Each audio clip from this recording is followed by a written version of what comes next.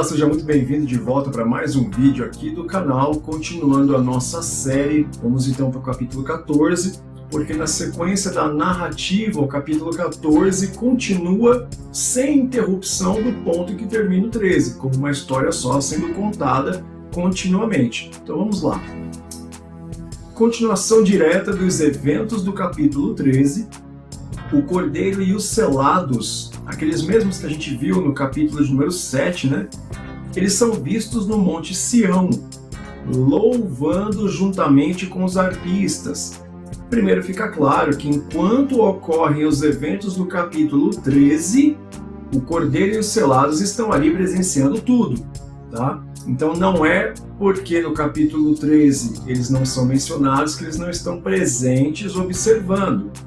Lembrando que os capítulos e versículos foram separados muito depois da escrita da Bíblia, né? O original era um texto corrido, contado ininterruptamente. Então nós não podemos entender que aqui nós temos dois eventos distintos. Não, enquanto os eventos do capítulo 13 estão acontecendo, o pessoal aqui que está presente como Cordeiro no capítulo 14 estão no Monte Sião louvando, mas presenciando o que está acontecendo ali. A diferença é que o capítulo 13 vai focar nas ações das duas bestas, tá bom? Não podemos desassociar uma coisa da outra. Continuando. Faz sentido pensar da seguinte forma. Se a besta seduz as nações e coloca sua marca, quem ela persegue por já ter outra marca e não aceitar a sua? Entendeu a pergunta? Se a besta, ela seduz as nações, porque o termo do capítulo 13 é sedução, tentação, no sentido de seduzir. Se ela seduz as nações e coloca sua marca nela, quem que ela vai perseguir por não ter aceitado a marca? Ímpios também? Claro que não. Os selados. Nós entendemos pela construção do capítulo 7 que os selados é a chamada Israel de Deus, povos de todas as tribos, nações e línguas. O texto mesmo vai dizer isso. Então, é a igreja que é perseguida, enquanto a marca está sendo colocada naqueles que vão ceder à sedução, à tentação. Quem que vai ser perseguido? A igreja. Claro que, nós já falamos sobre isso, alguns pontos de vista vão dizer que é Israel propriamente dita, Israel étnica, seriam os judeus mesmo de nascença. Nós vamos entender um pouquinho mais esse conceito, mas é a igreja que é perseguida por não aceitar a marca, uma vez que ela já tem o selo do Cordeiro na testa e na mão, e aqui no capítulo 14 são vistos cantando, louvando, tá? Um cântico que não é revelado nesse momento. Mas olha o que diz aqui. Então, repetindo a pergunta. Se a besta seduz as nações e coloca sua marca, quem ela persegue por já ter outra marca e não aceitar a sua? Os selados do Cordeiro. E aí eu queria fazer com você uma leitura de Ezequiel capítulo 9, verso de número 4, segundo a Almeida Corrigida e Fiel.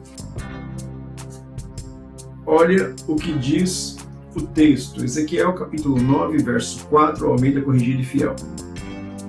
E disse-lhe o Senhor, passa pelo meio da cidade, pelo meio de Jerusalém, e marca como sinal as testas dos homens que suspiram e que gemem por causa de todas as abominações que se cometem no meio dela.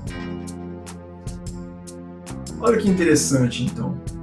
A ordem da marca é para fazer o sinal na testa e na mão, Deus é que está mandando, evidentemente, de todos os homens no meio da cidade que suspiram, né, que lamentam com as abominações que estão sendo feitas no meio dela. Somente os judeus vão ficar inconformados com o que o anticristo está fazendo no mundo, que a besta está fazendo no mundo, seduzindo as nações, colocando marca de paganismo e idolatria nela, em troca de favores, benefícios, prodígios, sinais, encantamentos, feitiços, milagres. É a igreja. Então veja que a ordem para ser colocada na testa de pessoas é específica, não é qualquer pessoa, é aquelas que estão vendo as coisas acontecendo, as atrocidades, as abominações, as blasfêmias, e elas estão suspirando no sentido de, puxa vida, olha o que está acontecendo. Então esses que estão inconformados, tal qual Romanos 12:2, não vos conformeis com este século, antes transformar-vos pela renovação do vosso entendimento ou da vossa mente, metanoia em grego, né? É esses que recebem o selo de Deus na testa e na mão. E esses são os de Apocalipse 7, que nós já estudamos, e eu entendo claramente que esses são os de Apocalipse 14. Seguindo aqui. E aí nós temos a informação de um cântico que não podia ser aprendido senão aqueles que têm a marca do Cordeiro, né? O selo do Cordeiro. Então olha só, o cântico que não podia ser aprendido não tem a ver com capacidade de aprender, mas direito de aprender. Não é que eles não aprendiam porque não eram capazes, eles não tinham o direito de aprender o cântico porque não tinham o selo do Cordeiro. O texto mesmo explica, tá? Vai dizer que eles se reservaram para o Cordeiro, mesmo com tudo que estava acontecendo no capítulo 13. Então, segundo o nosso entendimento de que os selados e o Cordeiro no Monte Sião estavam presenciando o que estava acontecendo no capítulo 13, esses homens se reservam, né, esses selados, eles se reservam para o Cordeiro, negando as atitudes das bestas no capítulo 13. Por isso, eles têm o direito de saber um cântico que não pode ser aprendido por qualquer um, senão por eles. Ou seja, quem é que pode cantar determinado louvor em adoração ao Cordeiro pelo livramento? Aquele que conquistou esse direito. Isso vai ficar mais claro no capítulo 15, mas aí a gente vai dar sequência no estudo e vai explicar melhor sobre que cântico é esse, porque ele é revelado depois, tá bom? Mas a princípio, ele não é revelado, e é dito que os selados cantavam um cântico que não podia ser aprendido senão por aqueles que tinham o selo. Então não é questão de que eles não tinham capacidade de aprender, eles não tinham o direito de aprender, tá? O cântico faz uma referência a Moisés, que canta após livramento no Êxodo, depois que passa o Mar Vermelho, né? Fugindo do exército de Faraó. Veremos em Apocalipse 15, verso 3, né? Então, no próximo estudo, né, quando a gente estudar o capítulo 15, a gente vai ver a revelação desse cântico, que aqui já tem um spoiler, né? O cântico de Moisés em Êxodo, capítulo 15, que vai ser visto também em Apocalipse, capítulo 15. Olha a coincidência, né? O cântico mostra que os selados triunfaram sobre a tentação do capítulo 13, olha só. Eles estão cantando um cântico porque eles passaram pelas atitudes das bestas no capítulo 13 e saíram ilesos, não violaram seu voto e continuam sendo selados pelo Cordeiro, tá? Eles venceram a guerra. E aí tem uma referência a Joel capítulo 3, verso do 9 ao 12, que é sobre essa guerra preparada. Vamos ler porque é interessante, isso está totalmente ligado ao que acontece aqui. Então vamos fazer uma leitura de Joel capítulo 3, dos versos 9 ao verso 12. Joel capítulo 3, verso 9 em diante, Almeida Corrigida Fiel. Proclamai isso entre as nações, santificai uma guerra, santificai uma guerra. Suscitai os valentes, cheguem-se, subam todos os homens de guerra. Forjais espadas das vossas enxadas e lanças das vossas foices. Diga ao fraco, eu sou forte. Ajuntai-vos e vinde todos os povos em redor e congregai-vos. Ó Senhor, faze descer ali os teus fortes. Movam-se as nações e subam ao vale de Josafá, porque ali me assentarei para julgar todas as nações em redor. Então, olha, suscitai uma guerra santa, e nós vamos ver como é que essa guerra vai ser travada. Aqui eles estão saindo ilesos, mas esse contexto do capítulo 14, conforme a gente vai estudando gradativamente aqui, vai mostrar que nós estamos tendo uma convocação para uma guerra e não é qualquer tipo de homem que pode participar dessa guerra. Então veja, um ponto polêmico. Nós temos uma informação aqui que gera algumas discordâncias, né? Temos aqui os jovens não contaminados com mulher, virgens. Isso era um pré-requisito para ir para a guerra. Temos referência aqui em Deuteronômio 23:10, fala sobre os homens, né, evitarem de ter relações e poderem jorrar o seu sêmen, né? Caso isso acontecesse, tinha que enterrar fora do arraial ali. 1 Samuel 21, de 4 a 5, vai falar também sobre o homem se abster de relações antes de ir para a batalha. E 2 Samuel capítulo 11, de 9 a 13, também fala sobre o homem se abster de relações antes de ir para a batalha, tá bom? E aqui, olha, essa questão eu pus contaminado entre aspas, né? Até porque o sêmen é que contém o pecado, não a mulher. Interessante, então, que algumas pessoas vão usar termos segregacionistas aqui, né? Vai dizer que esse texto é machista, mas nós temos que entender uma coisa, a contaminação não necessariamente ela é uma infecção. Nós temos que fazer bem essa distinção dos termos. Para você ter uma ideia, em ciências, por exemplo, você usa o termo contaminação quando você tem água pura e você coloca alguma coisa, mesmo por mínima dose que seja, misturada a ela. Álcool, você tem uma mistura que não deixa de ser uma contaminação. Quando você coloca, por exemplo, açúcar ou sal ou alguma outra substância no líquido puro, você está tendo uma contaminação, não necessariamente uma mistura. Você tem, por exemplo, entingimento de tecido, quando você vai fazer a mistura, você na verdade contamina o pigmento de uma cor quando você põe uma outra para misturar e dar o produto final. Não deixa de ser uma contaminação, por mais que seja uma mistura, tá bom? Então tem situações que são diferenciadas. A gente tem que tomar cuidado aqui com entender aqui os homens que não se contaminaram com mulher. Quer dizer que os homens não misturaram os seus corpos com o de mulher e não tiveram relações. Fala sobre a abstinência sexual, que é um pré-requisito judaico quando você está prestes a ir para a batalha, especialmente em nome de Deus, né? Tanto a mulher não é impura a ponto de ela contaminar o homem, pecaminosamente falando, que a promessa de Deus para Eva é que da semente da mulher viria aquele que pisaria a cabeça da serpente. Quando Deus fala, porém, inimizade entre ti e a mulher, entre a tua semente e a semente da mulher. Mulher não tem sêmen. E por que Jesus nasce de uma mulher virgem?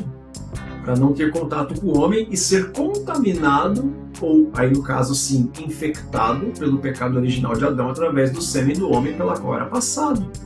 Então nós temos que entender que aqui não é um termo machista.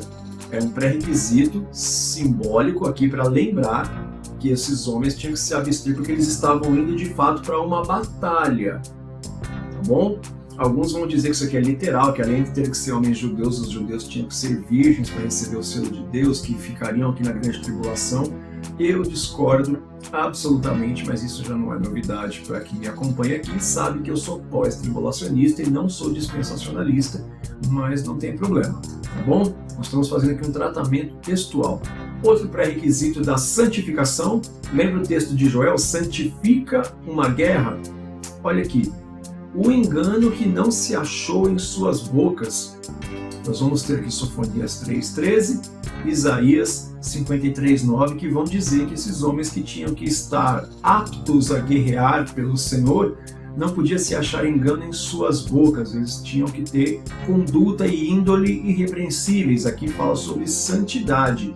Importante destacar que Joel capítulo 3, Sofonias capítulo 3, Isaías 53 são convocações para a guerra santa que o Senhor está fazendo com os seus escolhidos, os seus selados. Quem são? A igreja. Porque são esses que vão ser perseguidos quando negarem a marca da besta e adorar a ela e a sua imagem. Bom, espero que esteja ficando claro. A parte mais complexa que nós vamos ter agora são as figuras dos anjos. Eu peço sua atenção, então veja o que o texto vai dizer. Temos agora 3 anjos que fazem 3 advertências aos povos, né? Como se fosse uma espécie de um último evangelismo. Dentro do paralelismo que eu entendo, né, que é a maneira que nós estamos construindo o nosso estudo aqui, esse aqui seria paralelo ao momento dos 3 ais que são anunciados pela águia durante as trombetas.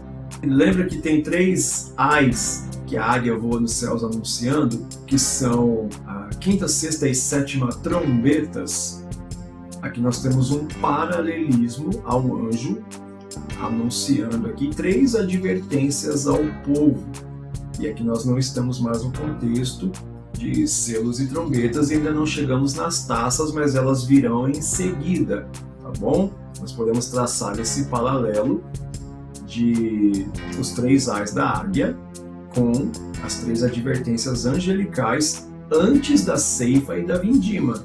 Olha só, os 3 anjos anunciam o evangelho eterno, eles anunciam a queda da Babilônia, que a gente vai ver isso de novo lá no capítulo 18, verso 2, e a última advertência para não receber a marca da besta. Olha que interessante isso.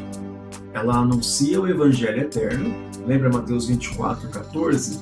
E este evangelho do reino será pregado em todo o mundo, então virá o fim. Os anjos anunciam no céu para que todos ouçam o evangelho eterno. Então não é nem os selados. E aí nós temos aqui o anúncio da queda, caiu a grande Babilônia, e nós vamos ver isso no paralelismo progressivo, narrado em detalhes e mais focado dentro da figura da grande meretriz, no capítulo 18. Mas aqui é feita o anúncio da queda da Babilônia. E aí nós temos ainda uma última advertência para não receber a marca da besta. Mas no capítulo 13 já parece que todo mundo que tinha que receber a marca recebeu. No 14 parece que todo mundo que já tinha que ter negado a marca já negou e é selado pelo Cordeiro. Por que ainda um novo anúncio? Percebe como as coisas estão acontecendo ao mesmo tempo? A besta está agindo, está seduzindo a segunda besta, a imagem está ludibriando, está sendo uma tentação para os povos. E aí dentro desse contexto tem aquele pessoal selado pelo Cordeiro que está negando isso. E enquanto está havendo essa resistência, essa guerra santa, conforme o texto de Joel que nós lemos, o anjo sai para fazer as últimas 3 advertências e ele proclama uma última advertência dizendo: olha, não aceite a marca da besta, negue a marca da besta, venha para o Cordeiro, receba o selo do Cordeiro. Há um último aviso antes do que vai acontecer em seguida. Veja que nesse contexto aqui os grupos ainda estão sendo separados dos que aceitam a besta de bom grado, dos que vão para o lado do Cordeiro de bom grado. Veja que por mais que pareça que os grupos estão definidos, ainda tem uma advertência, ou seja, não está totalmente definido os grupos ainda. Isso vai ser importante para nós entendermos o contexto daqui a pouco, nos capítulos seguintes. Quem são as nações que entram no milênio, por exemplo, que ainda vão passar inclusive por 7 taças. Tá bom? Isso é importante a gente entender. Agora olha essa parte aqui que é muito importante. Nós temos mais uma vez a explicação do texto de Apocalipse 3, verso 10. Lembra? Assim como guardaste a palavra da minha paciência, eu também te guardarei da hora da tentação que virá para tentar os que vivem sobre a terra. Pois essa menção é feita em Apocalipse 13, 10, que nós falamos no vídeo anterior, e é repetida aqui no capítulo 14, verso 12. Então, olha, Deus fala sobre guardar a palavra da paciência, né? Assim como guardaste a palavra da minha paciência, eu te guardarei da hora da tentação. Não é tribulação, como alguns falam, é a hora da tentação, que há de vir sobre toda a terra para tentar os que nela vivem.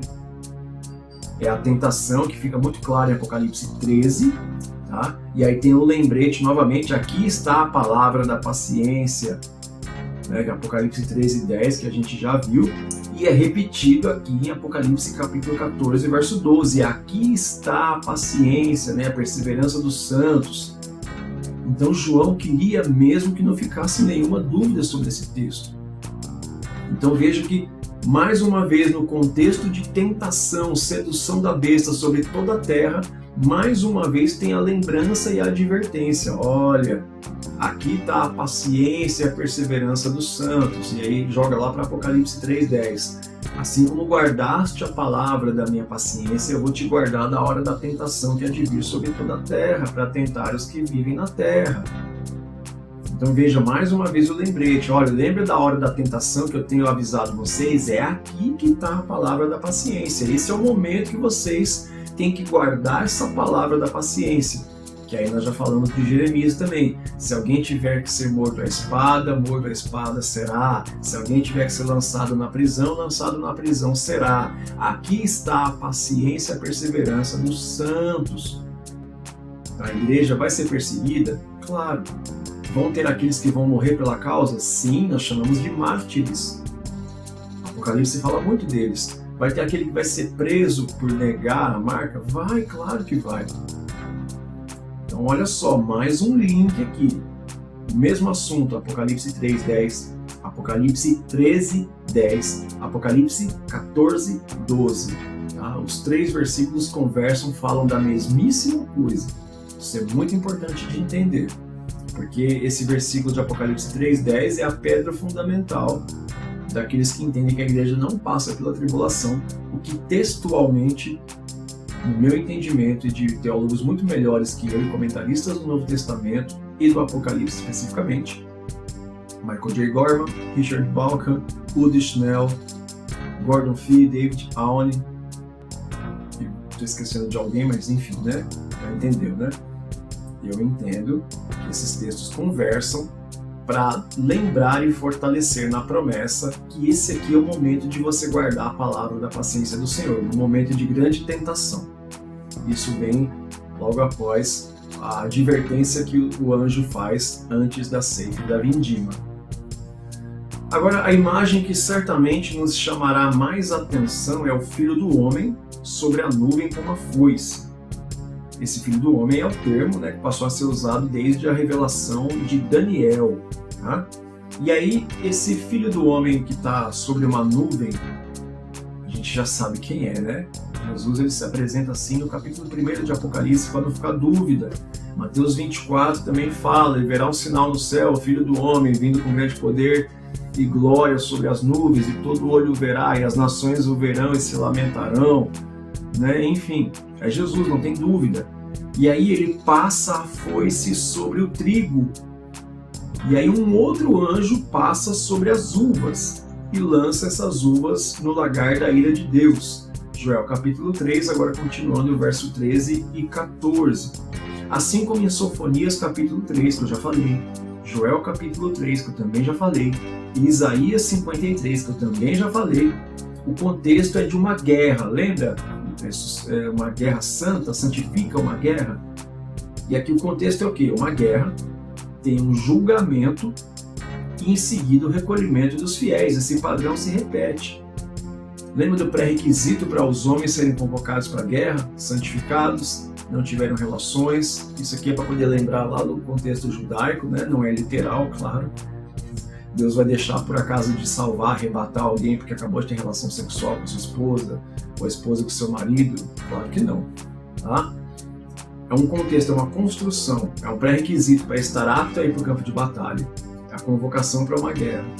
Você tem que se reunir no monte onde a guerra vai ser, existe um julgamento e o recolhimento dos fiéis em seguida, através da ceifa e da vindima.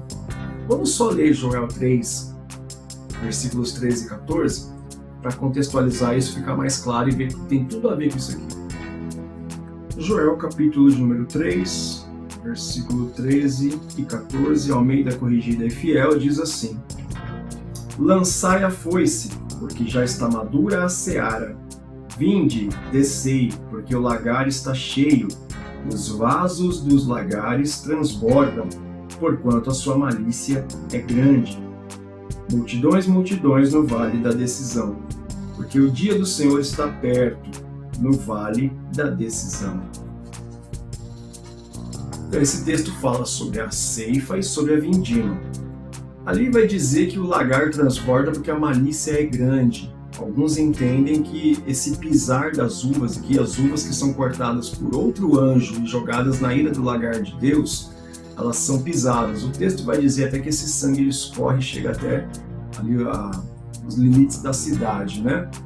Alguns entendem que esses que são pisados são aqueles que se encontraram em malícia e teriam, no caso, sido lançados no lagar da ira de Deus, porque Deus se irou e os puniu. Eu, particularmente, não sou adepto desse entendimento. Eu sou adepto do segundo entendimento, que é Deus lançando as uvas e pisando elas no lagar, que são a ira de Deus, porque estes são aqueles que foram mortos pelo amor ao Evangelho, e isso causou a ira de Deus.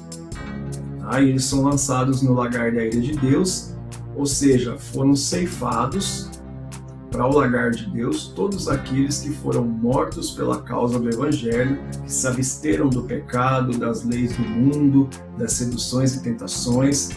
E aí a morte dos santos de Deus é pesada, é custosa para Deus. Eu tenho um vídeo, vou deixar na descrição o link de um vídeo que eu falo do texto usado errado, dizendo que preciosa é aos olhos do Senhor a morte dos seus santos, que Deus se agrada da morte dos santos. É exatamente o contrário. Depois que você assistir, vai na descrição que tem o link desse vídeo aí para você entender como que Deus ele se aborrece, se entristece quando morre um dos seus santos. Que o meu entendimento é que isso acontece aqui. E por que fala então que o lagar de Deus ele se encheu porque a sua malícia era grande? A malícia, no caso daqueles que foram mortos, isso foi considerado maldade para Deus. Esse é o entendimento que eu faço. Até porque se aqui esses que foram ceifados como uvas e lançados no lagar da ira de Deus para serem pisados, se esses fossem ímpios, o texto não diz que Deus faz isso com aqueles que receberam a marca da besta. Eles ainda vão passar pelo juízo das 7 taças, então não pode ser eles. Eles ainda vão aparecer na continuidade da narrativa. Então não pode ser eles. Isso vai ficar mais claro. Então, olha, aqui o nosso entendimento é o que? Essa ceifa da foice e essa vindima das uvas, né? Repare que é Jesus que passa a foice no trigo e um outro anjo é ele que passa a foice e ceifa, né, ou vindima as uvas. Então aqui o nosso entendimento é do arrebatamento dos vivos, que estão salvos, né? E dos mortos, que estão salvos, e também dos mártires. A gente precisa lembrar que testemunha ou testemunhos em grego é mártir. Mártir é aquele que testemunha a preço da própria vida, penhorando a própria vida. Então olha que importante. A palavra testemunha, em grego, é mártir. Então, num conceito de tribunal, por exemplo, quando você pede para uma testemunha se apresentar, a testemunha dá um depoimento, colocando a veracidade do que ela está depondo a preço da própria vida. Ou seja, a testemunha dá um depoimento, se ela for pega mentindo, aí ela, por ser testemunha, por ser mártir, colocou a própria vida como preço pelo que ela disse. Lembra que a gente acabou de falar que aqueles que foram convocados para ter o selo do Cordeiro e participar da Guerra Santa, não se achou engano nas suas bocas? É exatamente por causa desse contexto. Bom, os mártires, as testemunhas, são aqueles que depõem em favor de alguém ou de alguma causa, colocando a própria vida como penhor, como preço da própria vida. Se ele for pego na mentira, a vida dele é o penhor e ele vai morto. Então, testemunho em grego é mártir. Quem são mártires? Testemunhas que depõem em favor de uma causa ou de alguém a preço da própria vida, ou penhorando a própria vida como garantia, tá bom? Então o entendimento aqui é o que? Jesus, ele está na nuvem com a foice, ele passa a foice no trigo. Aí a gente precisa lembrar que Jesus disse para o trigo e o joio crescerem juntos, porque no dia que for passada a foice e for feita a colheita, o joio ele é lançado fora e queimado e destruído, mas ele precisa ser cortado junto com o trigo. Tá? Então aqui Jesus é quem passa a foice no trigo, é ele que tem o direito de colher, mas a vindima das uvas é outro anjo que faz. E por que tem essa referência de outro anjo? Nós vamos ver em seguida que Jesus vai dizer que no dia da vinda dele, a segunda vinda, agora glorificado, ele envia os anjos aos 4 ventos da terra para colher os seus escolhidos. A gente vai falar isso daqui a pouco. O que é o Vale da Decisão de Joel 3,14 que a gente leu aí? Multidões, multidões no Vale da Decisão. Olha, é simples, é a hora derradeira de decidir a quem que você vai servir. Conforme o alerta dos anjos, né, os 3 alertas, o evangelho eterno sendo pregado, o anúncio da queda da Babilônia e uma última conclamação ao arrependimento para negar a marca da besta. Tá? E aí você tem também a águia, né? Os 3 ais da águia nas trombetas, né? Antes que a foice passe, ou seja, o arrebatamento. Então o arrebatamento é o passar da foice. Então o vale da decisão aqui, Joel 3,14 fala, é a hora derradeira de decidir quem que você vai servir, conforme o alerta dos anjos e da águia antes da foice passar. Ou seja, é o último alerta, a última evangelização mundial antes do arrebatamento. E aqui, olha, os anjos saindo a ceifar certamente faz uma referência a Mateus 24:31. Por mais que é Jesus que passa a foice de cima da nuvem, um outro anjo que vem, passa a foice e faz a vindima das uvas, tá? Que aí é o arrebatamento também daqueles que morreram salvos, daqueles que foram mártires da causa do Senhor. Nós vamos ler Mateus 24:31, porque esse texto é muito controverso e tem um detalhe que é importante que passa batido. Mateus, capítulo de número 24, verso de número 31. Almeida Corrigida e Fiel diz assim a palavra do Senhor. E ele enviará os seus anjos com rijo clamor de trombeta. Então olha só, não é como um rijo clamor de trombeta, é com rijo clamor de trombeta. A trombeta tem que tocar, igual a gente viu em Apocalipse 11. Agora olha esse detalhe aqui. Os quais ajuntarão os seus escolhidos desde os 4 ventos, de uma a outra extremidade dos céus. O que é que nós estudamos quando falava sobre os 4 anjos que seguravam os 4 ventos e foi dado a ordem de não soltar os ventos até que todos os homens recebessem a marca do Cordeiro e não danificar também a natureza? O que é que nós estudamos quando foi começar a abertura dos selos e foi falado que os cavalos eles eram um símbolo muito específico em Zacarias? O livro de Zacarias vai trazer esses 2 selos, os cavalos e os ventos, que são 4 cavalos e 4 ventos. Tem pessoas que defendem que Jesus envia os seus anjos a recolher os seus escolhidos dos 4 cantos da terra. Isso não está escrito assim.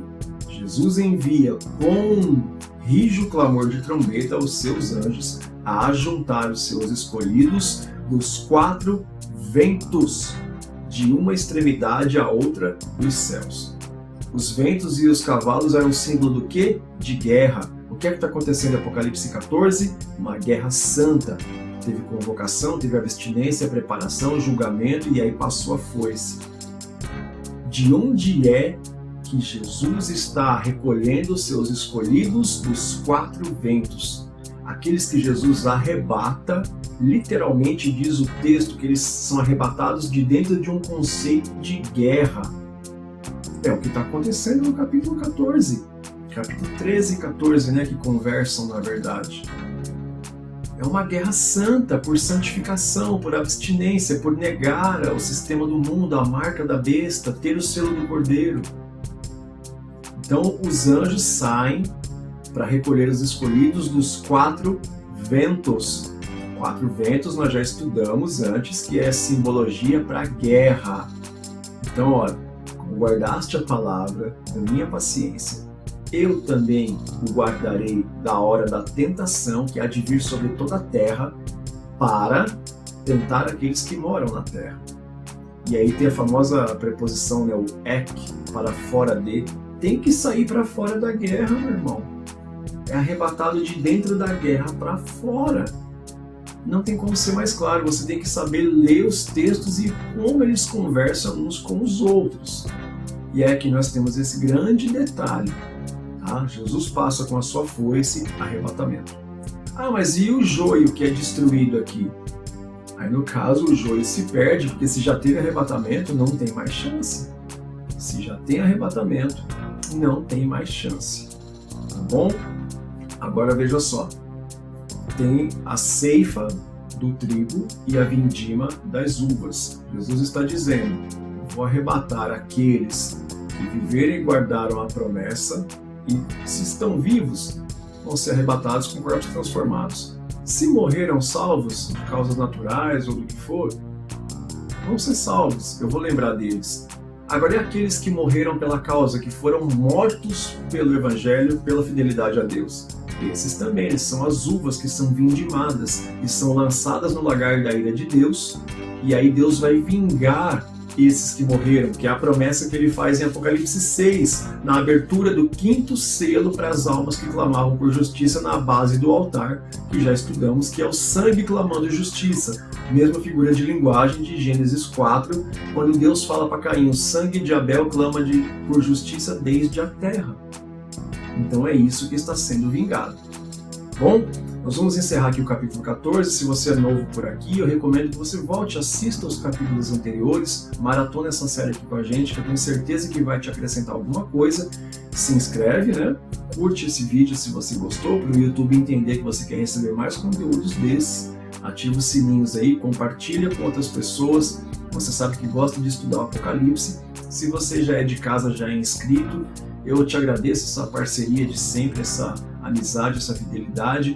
Curte aí só para fortalecer o nosso trabalho, compartilha com mais alguém, tá bom? Confere aí se está aparecendo que você está inscrito ainda, porque o YouTube de vez em quando faz aí um mal bolado, né? Porque não é bem bolado, e tira a inscrição de alguns aí. De vez em quando eu olho, o número de inscritos está aumentando, diminuindo de maneira estranha, tá bom? Que Deus abençoe você, sua casa, sua família, seu ministério, em nome de Jesus, e eu vejo você daqui a pouco no capítulo 15.